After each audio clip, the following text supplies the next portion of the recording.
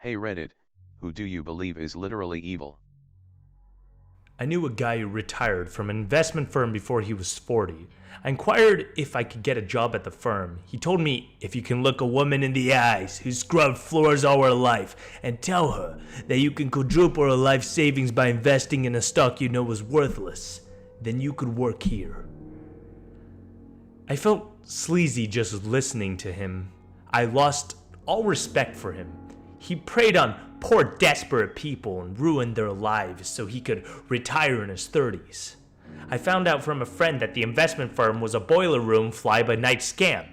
Everyone who worked there was taken out in handcuffs. He's dead now, but Saddam Hussein's eldest son, Uday Hussein, was one of the most sadistic, cruel, violent, and predatory humans in existence. He tortured, sexually abused, and murdered countless people out of pure spontaneous rage and bloodthirst. His wiki article is super dark and full of insane stories. Under the section Partying, it describes how he'd force his friends to stand against a wall and consume drinks of 90% alcohol and drugs in 10 minutes, and punishment for not doing so involved shaving your eyebrows off, beatings, and whippings.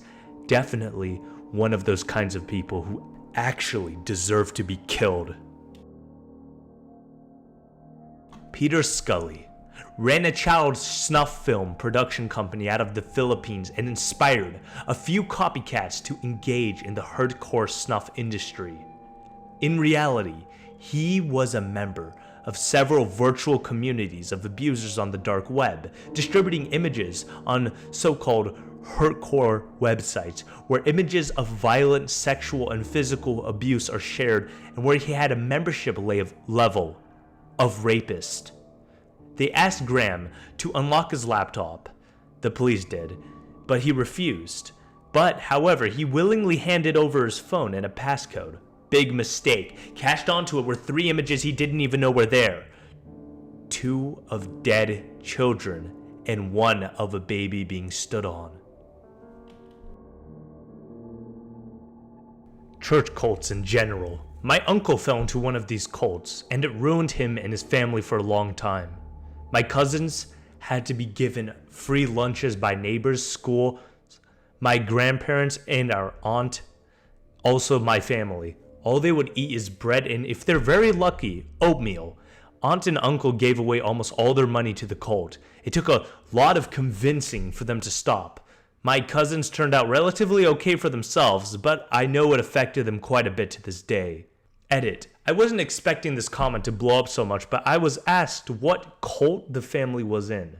The cult was called Worldwide Church of God. They were part of this cult during the early 80s, 90s, before I was born. The church was strict on rules on what to eat, how much money given to the church, marriage, etc. Hence, the concern from my family. It came to a head with my dad setting a boundary with his brother saying, "You can't meet my kids until you and your family escape," which hurt my dad's family a lot. But my aunt and my grandpa agreed it had to be done. I didn't meet my uncle, his wife, or cousins until I was 7 years old. My uncle, aunt, and 2 out of the 3 of my cousins are doing relatively okay for themselves. I personally believe churches are supposed to be there for the community, not prey and restrict people, hence my distaste and thoughts of church cults as evil.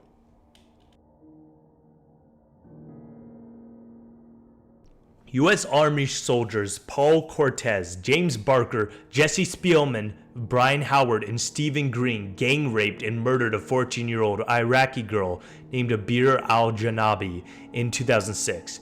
U.S. Army soldiers have been sexually harassing her for weeks beforehand. They broke her mother's arms as she struggled to get to Abir, then murdered both her parents and her 6, 9, and 11-year-old siblings while 2 of the soldiers were raping Abir in the next room. She struggled more when she heard of the gunshots, but they kept raping her. Then they shot her in the head and set her on fire. One of the soldiers later described it as awesome. Of course, that's just one of the war crimes we know about. The war on terror is still going.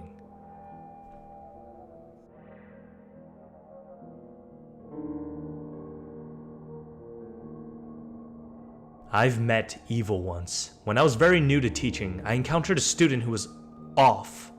Not in the way we usually associate with things like autism or ADHD. I've had plenty of students who fit under either of those labels, or both sometimes, and they are just a little different in their own special ways, not off in the way this one student was. This student was only 8, but he already had more write-ups than most high schoolers have. Not minor ones either, these were major ones. Things like shoving kids off the jungle gym, destroying school property, bringing knives to school, dissecting insects on the playground, and then putting the guts on other kids. Those kind of things. I don't know what was actually wrong with that kid. I raised warnings about him several times, but whatever happened behind the scenes didn't help.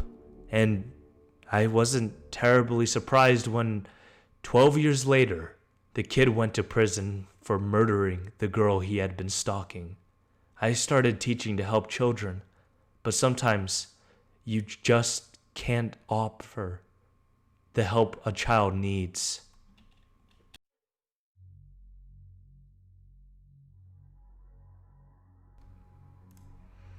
Jimmy Savile. After his death, hundreds of allegations of sexual abuse made against him were investigated, leading to the police to conclude that he had been a predatory sex offender and possibly one of Britain's most prolific. He engaged in the sexual abuse of disabled children. He was given the keys to a high acuity psychiatric hospital called Broadmoor. He used to spend time in hospital mortuaries, and there were accounts of him committing acts of necrophilia. He would raise millions for charity and had close relations with the upper echelons of society, including prominent politics like Margaret Thatcher and the royal family. He used this as a guise to get away with his crimes, which spanned from the 1950s till his death in 2011. DuPont, knowing that chemicals it was making as far back as the 1960s were known to cause cancer, PFAS or polyfluoroalkyl, and never leave the bloodstream. They see 99% of Americans now have PFAS, forever chemicals, in their blood. A single lawyer, Rob Bilott, battled against DuPont for nearly 30 years, trying to hold them accountable for their reckless negligence. Thousands of people got cancer and all kinds of other diseases, many of whom died from being exposed to high levels of toxins near the DuPont plants. There's a movie called Dark Water, starring Mark Ruffalo, that's definitely worth watching if you'd like to learn more. 44 Days of Hell case, Junko Furuta case, graphic warning, brief explanation. This 19-year-old girl was walking home from work when she was kidnapped by a boy from her school.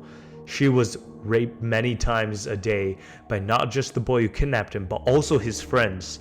They also tortured her, lit her on fire, beat her, made her sleep outside in the freezing December winter to the point she wasn't even visually recognizable.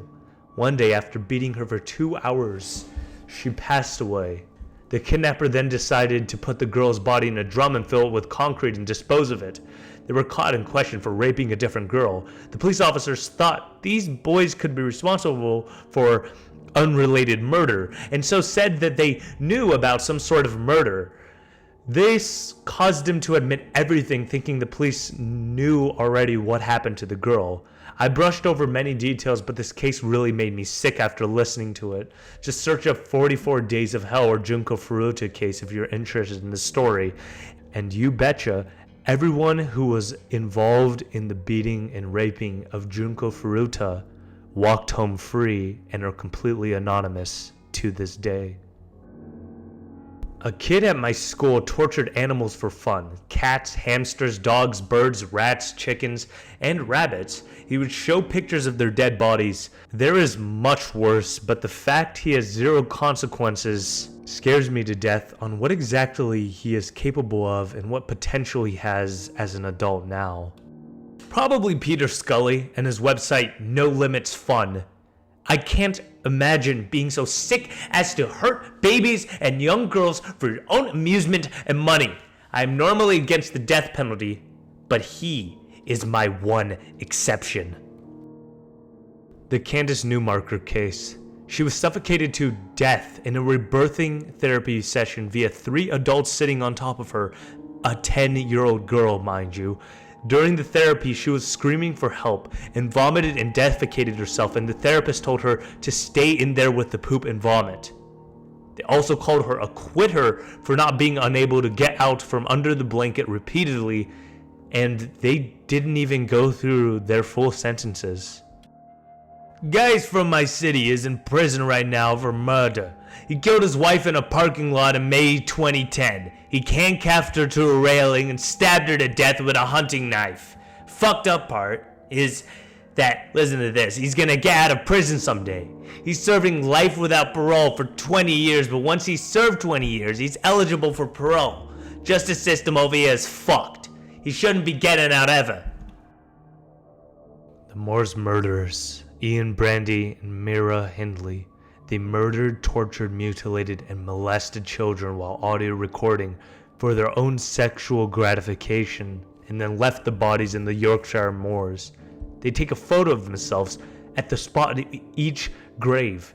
An audio recording was played in court during their sentencing, and it was said to be so bad it drove almost everyone present to tears. Whilst in jail, they wrote letters to each other discussing the ways in which they'd mutilate and torture one of their victims' siblings. Sick fucks.